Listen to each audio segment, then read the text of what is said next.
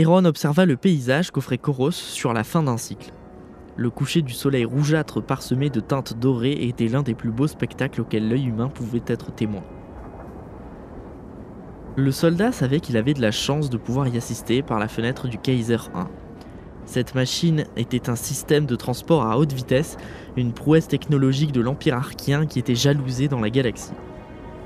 Cette évolution d'un train terrien avait la capacité de pouvoir se déplacer à une vitesse de Mach 2 et se voyait très utile pour se déplacer sur Koros, notamment dans la partie militaire de la société qu'il utilisait pour se rendre dans les baraquements ou les différents centres de l'armée arkienne.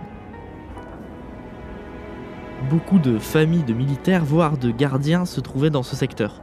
C'était l'un des plus grands et des plus sécurisés de la planète, et il se joignait à la capitale où se trouvait le palais oligarchique, la place centrale de Koros.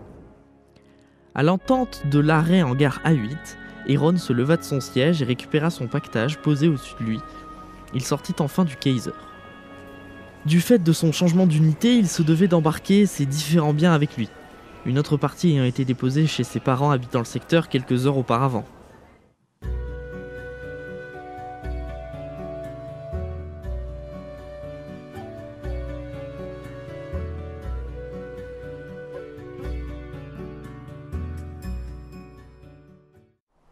Eron regarda la carte holographique que lui permettait d'afficher son micro-ordinateur attaché à son poignet et se dirigea vers le baraquement où vivait sa nouvelle unité. Les lampadaires du secteur venaient tout juste de s'allumer. Le soldat marcha longuement dans les allées éclairées par des lumières ternes. Sa carte lui indiqua qu'il n'était plus trop loin de sa destination. Eron observait son environnement d'un œil attentif. La division 8 du secteur A où l'avait déposé le Kaiser semblait posséder une suite de petits bâtiments tous semblables les uns aux autres, ce qui rendait son trajet à pied plus compliqué. Cependant, en se fixant toujours à sa carte, il remarqua qu'un des baraquements avait ses lumières externes allumées et qu'un petit groupe de personnes s'était regroupé à l'extérieur. Il s'y dirigea d'un pas hésitant. Un des soldats interrompit sa discussion avec les autres pour leur faire signe du nouvel arrivant. « Alors le bleu, on s'est perdu ?» ricana ce dernier. D'autres soldats le rejoignirent dans ses railleries.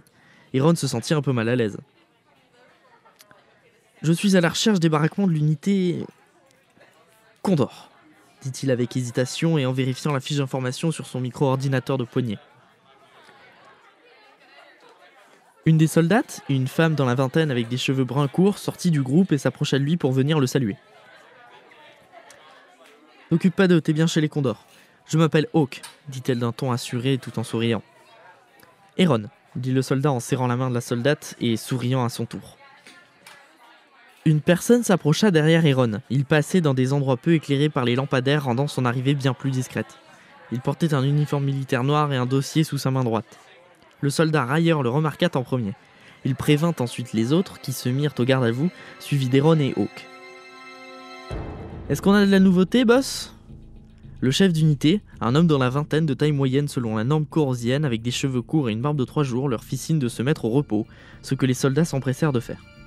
« Je viens de recevoir les nouveaux ordres de mission. » Le chef d'unité se tourna vers Eron. « C'est toi le nouveau ?» Le soldat acquiesça. « Bien, on m'a prévenu de ton arrivée. On passe au briefing de mission et tu feras la connaissance de l'équipe en chemin. On a du pain sur la planche. »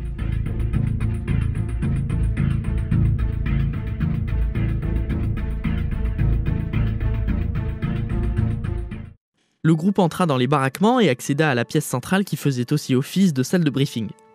L'équipe prit place devant l'écran central qui affichait les informations de mission préparées quelques secondes auparavant par le chef d'unité à l'aide de son micro-ordinateur. Eron et Hawk s'installèrent côte à côte. Le soldat railleur le fit remarquer à ses confrères qui rigolaient dans leur coin. Hawk le remarqua et fit signe au soldat railleur de s'arrêter là par le biais d'un geste dissuasif. Le chef d'unité s'approcha de l'écran et commença à expliquer en quoi consistait la mission. Cette dernière, en apparence simple, consistait à partir à la recherche d'un objet dont l'apparence était inconnue mais où, d'après les informations fournies par le service de renseignement, se trouvait dans un endroit fortement sécurisé sur une terre parallèle. L'accès à cette terre ne serait pas compliqué, la technologie de voyage entre les univers parallèles ayant déjà été développée durant les années préliminaires à la colonisation de Koros. Cependant, son accès s'en voyait très restreint car la technologie étant complexe d'utilisation et onéreuse, elle n'était pas commune au sein de l'Arc, n'en faisant des usages que très techniques et inaccessibles au public corosien. Leur déploiement devrait donc s'effectuer par l'utilisation d'un vaisseau de flotte, étant aujourd'hui l'un des rares à être équipé de cette technologie. Le chef d'unité finalisa son discours et vérifia qu'aucun soldat n'est d'interrogation. Maintenant qu'on en a fini, allez chercher vos pactages, on décolle dans 10 minutes. Notre transport est déjà en route.